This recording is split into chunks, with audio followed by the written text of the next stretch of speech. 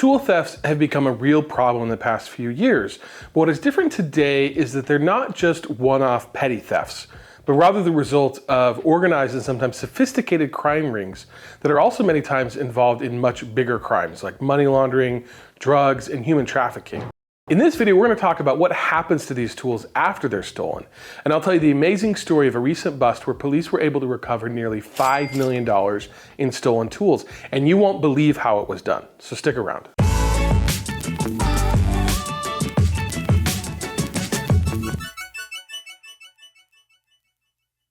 So this fascinating true story all starts with a carpenter in Virginia. I don't know his name, but we'll call him Joe. So Joe Carpenter is an honest, hardworking guy who uses his tools to make a living for his family. He has a problem though. His work van has been broken into and his tools were stolen. Not once, but twice before. He went to the police each time, but was told that there really wasn't much that they could do for him without some video footage or other evidence that could point to who was responsible. So he was left once again to buy new tools so that he could work. This time though, he decided to place an Apple AirTag with his tools. So in case they were stolen again, he would have some means to recover them. Sure enough, his tools were stolen again. This time though, he had that AirTag. So he drove around all over town all night, following the pings until he was able to pinpoint where his stolen tools had ended up. Now, I've made a few videos talking about stolen tools and tool thefts generally, and the many tactics that retail stores like Lowe's and the Home Depot are taking to prevent shoplifting. These are things like new store layouts, gates, additional security cameras, and even armed guards. They are even experimenting with tools that have microchips that prevent the tools from functioning if they're stolen.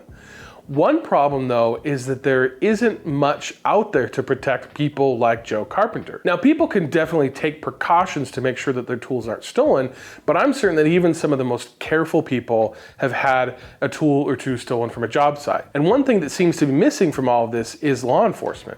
In the past, these crimes were thought of as one-off incidents, but today, more law enforcement agencies are really starting to take this more seriously, including groups like Homeland Security, the Secret Service, and the FBI. And why are they taking it more seriously?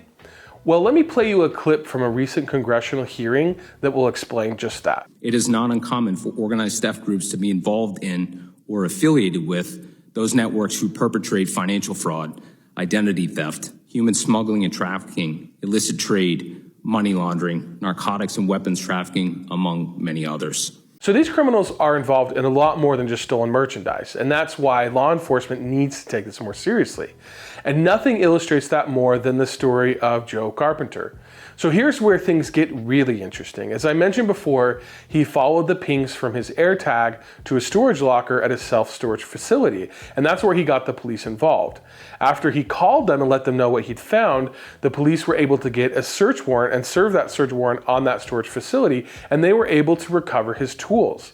There was something else though that they found in that storage locker, and that was hundreds of other tools that didn't belong to Joe Carpenter. So as the police investigated further to try to identify who was really responsible, they were led to 12 other locations in 3 different states, and they recovered over 15,000 tools, including saws, drills, sanders, grinders, batteries, generators, air compressors, and other tools that are easily stolen.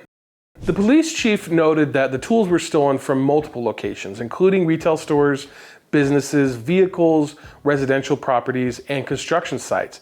And there were impacted victims, hundreds of them, in Maryland, Virginia, and Pennsylvania.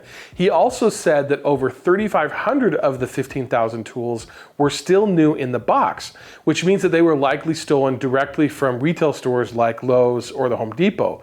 But most of these tools came from regular people just like Joe Carpenter. In fact, in a news conference about the incident, the police chief went on to say this. We have identified more than 80 victims to date and believe there are hundreds, if not thousands more. We want to return these items back to their rightful owners. These thefts affect their livelihoods. We've heard from victims who have lost work because of their tools. It goes way beyond the cost of replacing these tools. So this kind of theft is really awful, and it can really impact someone, their livelihood, and their family. These are honest, hardworking people that now can't work until they spend thousands of dollars on new tools. And so it's great that they were able to recover all these tools, and they're now beginning the process of identifying the victims and getting people back the tools that were stolen. But I'm curious to hear from you guys though. Have you ever had your tools stolen? What happened? Were they recovered? Add a comment below and tell us a story. Also, if you have any tips on ways to protect yourself from tool thieves, things that you've done that have worked, or things you've seen others do that worked, share it in the comments below. I'd love to hear your thoughts. Like I said though, these are not isolated incidents. This was one criminal organization that had thousands of stolen tools. There are other similar stories across the country in places like Oregon, California, Georgia, and Texas, and other areas where police are taking this more seriously and starting to recover more of these stolen tools. But what about the tools that are not recovered? Where do those end up? Well, these tools often get sold on places like Facebook Marketplace and eBay, anywhere the thieves can fence the stolen tools and convert them into cash quickly.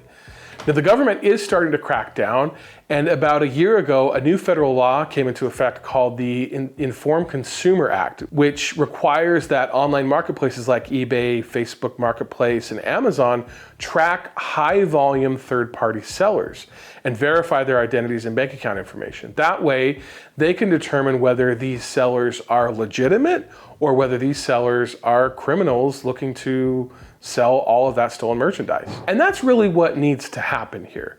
We need to make it more difficult for these people to get money from the tools that they steal from hardworking people like Joe Carpenter. That way, there isn't going to be as much incentive to steal tools, and these organized crime groups can't use that money for more significant and damaging crimes. So let's hope that we're headed in the right direction. Thanks for watching. I hope that you found this video interesting. Be sure to leave me a comment and tell me about your experiences, and of course, check out the comments. People leave really great information there.